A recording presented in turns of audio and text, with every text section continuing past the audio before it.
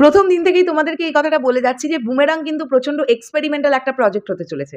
তো একটা এক্সপেরিমেন্টাল প্রজেক্টের মধ্যে ক্যারেক্টারগুলোকেও নিয়ে প্রচুর রিসার্চ করেছেন ডিরেক্টর সৌভিক কুণ্ডু, এবং তাদের কিভাবে তিনি স্ক্রিনে দেখাতে চাইছেন এটাও একটা বড় ব্যাপার। আর আমি পার্টিকুলার এই ভিডিওটাতে বলতে চাই, স্যালিউট টু রুক্মিণী মৈত্র। টলিউডের একজন নায়িকা হয়ে, এত ভালো একজন অভিনেত্রী হয়ে, সে ন্যাড়া মাথায় বড় স্ক্রিনে আসবে বুমেরাং ছবিতে। এটা কিন্তু মজার ব্যাপার না, মানে এটা প্রচন্ড একটা কি বলবো, তাকে রেসপেক্ট জানানো উচিত আমাদের। এবং তিনি বলছেন যে ছবির জন্য যদি দরকার হয় আমার ন্যাড়ামাথা হতে কোনো প্রবলেমই নেই। তো পুরো বিষয়টা আমরা একটুখানি পড়ি। একটি প্রতিবেদনে আজকে বেশ কিছু কথা বেরিয়েছে, তো চলো একদম দেরি না করে প্রতিবেদনটাই পড়া যাক। হেডলাইন করা হয়েছে, আগামী ছবিতে চমকে দেওয়ার মতো লুক রুক্মিণী মৈত্রর, আনন্দ প্লাসের মুখোমুখি অভিনেত্রী। এইটা হচ্ছে সেই লুক, দেখো টাক মাথা, ন্যাড়া মাথা, মাথায় হাত, এবং এটা আমরা দেখেই বুঝতে পারছি এটা রোবট রুক্মিণী। ঠিক আছে, তো চলো পুরোটা পড়ি। যখন পরিচালক সৌভিক কুণ্ডু তার কাছে প্রস্তাবটা প্রথম নিয়ে আসেন, তার রুক্মিণী মৈত্রর কাছে চমকের মতো ছিল। বুমেরাং ছবিতে তার ন্যাড়া মাথার লুক থাকবে। মূলধারার বাণিজ্যিক ছবিতে নায়িকা সুন্দর খোলা চুলের বদলে ন্যাড়া, ধাক্কা তো বটেই, কিন্তু নায়িকা রাজি হয়ে যান। এই লুকের ব্যাপারে আমি কিছু জানতাম না আগে, চিত্রনাট্যও ছিল না। একদিন শ্যুটের মাঝে সৌভিক বিষয়টা বলল, আমার প্রথম প্রতিক্রিয়া ছিল, একটা মেনস্ট্রিম ছবির নায়িকাকে তোমরা ন্যাড়া দেখাবে?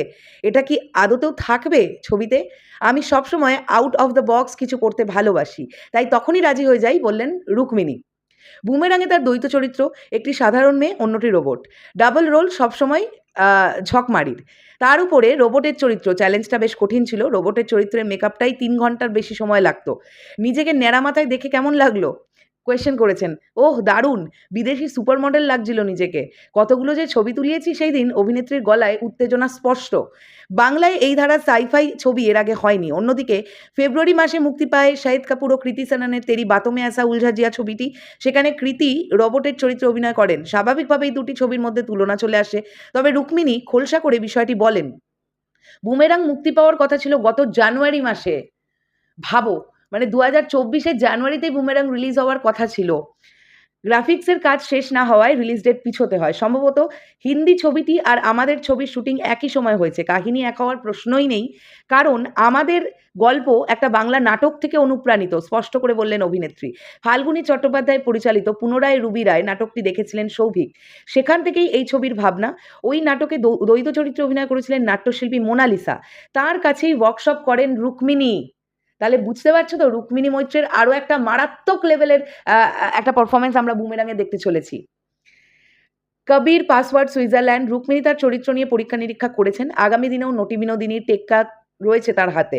কিন্তু অভিনেত্রীর ছবির সংখ্যা কম, এটা কি সচেতন সিদ্ধান্ত? রুক্মিণী বলছেন, আমি কোয়ালিটিতে সবসময় গুরুত্ব দিয়েছি কোয়ান্টিটির চেয়ে। এটা আমার ছোটবেলার শিক্ষা। তিনি দেবের প্রযোজনা ছাড়া অন্যত্র কাজ করেন না, এমনটাও বলা হয়। রুক্মিণীর কথায়, আমি জিদ্দার প্রোডাকশনের অন্তত 7টা ছবিতে না বলেছি। মানে জিদ্দার হাউস থেকে রুক্মিণী মৈত্রের কাছে 7টা ছবি করার অফার গিয়েছিল। রুক্মিণীর পছন্দ হয়নি গল্প, তাই জন্য সে না করে দিয়েছে। কখনো কনটেন্টের জন্যে, কখনো ডেটের সমস্যায়। কখনো ডেট হয়নি, কখনো কনটেন্ট ভালো লাগেনি, ইত্যাদি ইত্যাদি কারণে হয়ে ওঠেনি ফাইনালি তাদের দুজনের একসঙ্গে প্রজেক্ট করা। বা হাউসে সুইজারল্যান্ড ছাড়া আরও হয়তো অনেক প্রজেক্ট হতে পারতো, তো আনফরচুনেটলি সেগুলো হয়নি। তারপরেও একজন সুপারস্টার আমাকে ছবির প্রস্তাব দিয়েছেন, এটাই আমার কাছে বড় পাওনা। বাংলায় মেইনস্ট্রিম বাণিজ্যিক ছবির অবস্থা ভালো নয়। এই পরিস্থিতিতে কি নিরাপত্তাহীনতায় ভোগেন অভিনেত্রী? রুক্মিণী বলছেন, না, যে বিষয়টা নিয়ে কাজ করছি তাতে যদি বিশ্বাস থাকে তাহলে নিরাপত্তাহীনতায় ভোগার কোনো জায়গা নেই। একটা বিবর্তনের মধ্যে দিয়ে যাচ্ছি আমরা, তাই এই ওঠাপড়া মেনে নিতে হবে। তবে মেইনস্ট্রিম ফরম্যাট আবার ফিরে আসছে। দর্শক নাচ, গান, অ্যাকশনের সঙ্গে জোরালো একটা গল্প চাইছেন। যেমন তেমন গল্প চালিয়ে দিলে হবে না। সারা বিশ্বের কনটেন্ট এখন হাতের মুঠোয় সকলের, মন্তব্য অভিনেত্রীর। জিতের ছবিতে নায়িকাদের তেমন গুরুত্ব থাকে না। ইন্ডাস্ট্রির নিন্দুকেরা বলে, নিজেকে নিয়ে অভিনেতা যতই ভাবেন ছবির বাকি চরিত্রদের নিয়ে ততটা চিন্তিত নন। বুমেরাঙের দ্বৈত চরিত্র থাকা রুক্মিণী বলছেন, এই নিয়ে অন্যদের বিষয় আমার বলা উচিত নয়। আমি শুধু নিজের কাজ নিয়ে বলতে পারি, কোনো ছবি ভালো হলে তাতে সকলের লাভ। তাতে কারো 5 মিনিটের দৃশ্য কম থাক বা গোটা সময় জুড়ে। আমি স্ক্রিন টাইম নিয়ে ভাবি না। তবে ছবির ডাবিং করার সময় আমার বেশ পজিটিভ ফিলিং হচ্ছিল। আপনি যা করবেন সেটাই আপনার কাছে ফেরত আসবে। বুমেরাঙের মানে এটাই। রুক্মিণী বিশ্বাস করেন কর্মফলে। বললেন, ছবি হোক বা বাস্তব জীবন, কর্মা এড়ানো যায় না।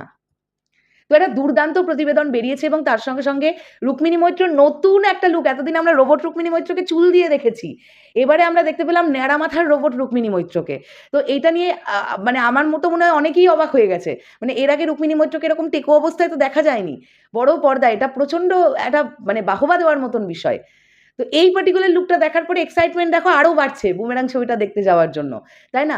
আমার মনে হচ্ছে গল্পটা অত্যন্ত ভালো হবে। দেখা যাক কালকে ট্রেলারে আমরা এই টেকো মাথার লুক দেখতে পাই কিনা। আমার সামহাউ মনে হচ্ছে দেখলেও দেখতে পারি, সেই জন্যই আজকে এই প্রতিবেদনটা পাবলিশ করা হলো। মানুষকে জানান দেওয়া হলো যে টেকো মাথায় রুক্মিণীকে আমরা দেখতে পাবো বুমেরাঙে। শেষ করলাম ভিডিওটা, দেখা হচ্ছে আবার খুব শিগগিরই। তাহলে এখনের জন্য টাটা।